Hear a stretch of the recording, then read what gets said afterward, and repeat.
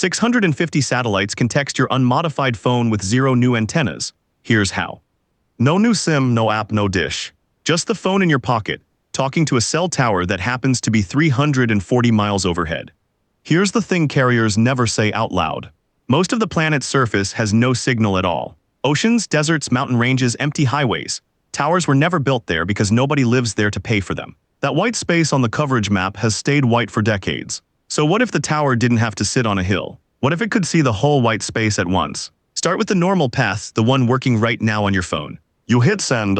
Your phone reaches for the nearest cell tower, the base station on that hill or rooftop, using licensed radio spectrum. That's the specific slices of airwaves your carrier paid the government to use. The tower catches your text and passes it into the carrier core network. That's the plumbing that figures out where your recipient is and routes the message to the tower nearest them. Then it lands on their phone.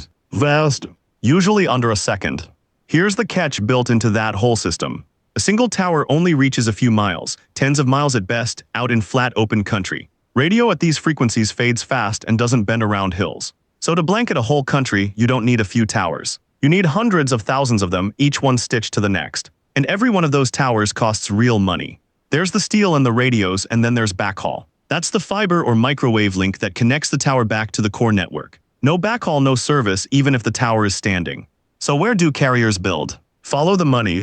Towers cluster where the people and the roads are, because that's where enough customers exist to pay off the tower. Run the map and coverage traces population almost exactly. The empty middle stays empty. Not because the technology can't reach it, but because the math never closes. Which raises the obvious question, what if you didn't need the tower at all? So Starlink pulls the tower off the hill and puts it in orbit. That's the whole trick. The satellite isn't beaming down some exotic new signal. It broadcasts on the same standard LTE and 4G phone bands your carrier already uses. The exact airwaves your phone listens for every second of the day. Here's why that matters more than anything else in this video. Your phone has no idea it's talking to space. To your phone, the satellite looks like a normal cell tower that just happens to be very far away. No special chip, no new antennas, no app to install, no setting to flip. The phone already in your pocket, the one you bought 2 years ago, can do this today.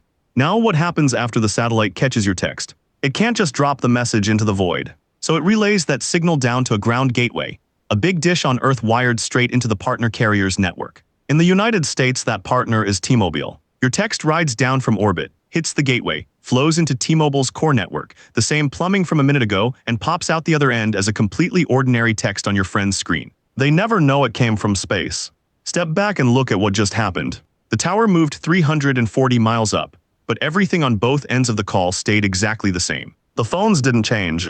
The carrier network didn't change. Only the tower's address changed, which is elegant, until you ask the question that decides whether this replaces towers or just rescues them. If one satellite is now the tower, how many phones can it actually serve at once?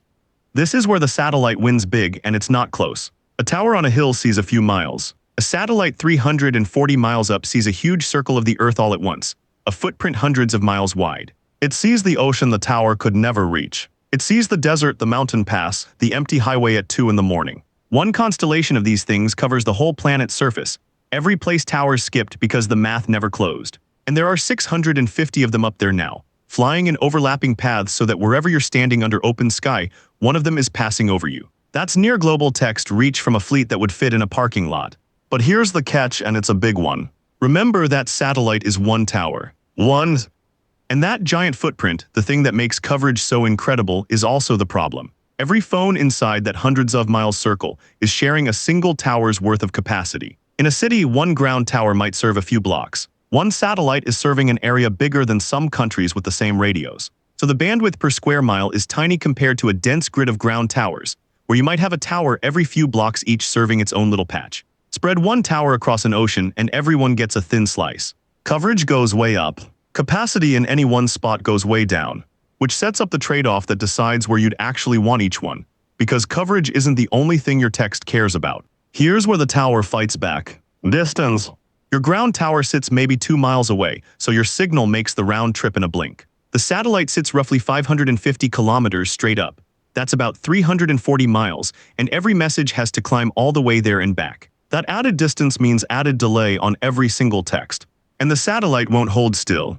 It's screaming across the sky at thousands of miles an hour, so it's overhead for only a few minutes before the next one takes over. Each of those handoffs from one passing satellite to the next is a moment your connection has to be caught and re-established. A fixed tower bolted to a hill never has to do that. Now speed. This is why the service launched text only, with picture messages, then data, then voice coming in stages. It's the capacity math from a minute ago made real. A shared tower spread across an ocean simply can't push the bits a ground tower 2 miles away pushes without breaking a sweat. Text is tiny, so text goes first. A video call is enormous, so it waits its turn. So score it honestly, metric by metric. Latency. The tower wins where it exists. Nothing beats 2 miles over 340. Raw speed.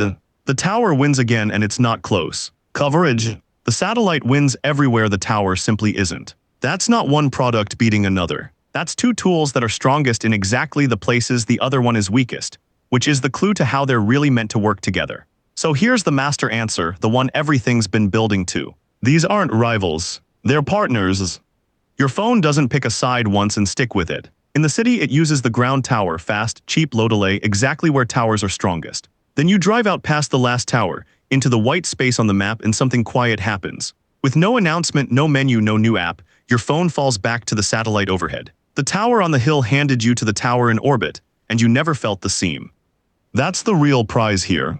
Not faster texts. The tower already wins on speed. The prize is a guarantee. A text can get out from anywhere under open sky. The ocean, the desert, the dead highway carriers wrote off for decades. The coverage gap that stayed white on the map because the tower math never closed, finally has a floor under it. And now the reason 0 new antennas isn't a marketing line but the whole point. If this needed a special phone, it would reach almost nobody. Because it needs nothing, no upgrade, no hardware, no dish, it reaches the phone already in your pocket. Every phone that speaks LTE just quietly became a satellite phone.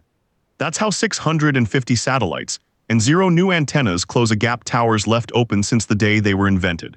So keep it simple, towers for speed where you live, satellites for coverage where you roam. One handles the crowd, the other handles the emptiness, and your phone quietly switches between them. Next question, the one that turns this from a safety net into a full network. How do you get voice and real data through a tower in space? That's where this gets hard. We'll open that box next.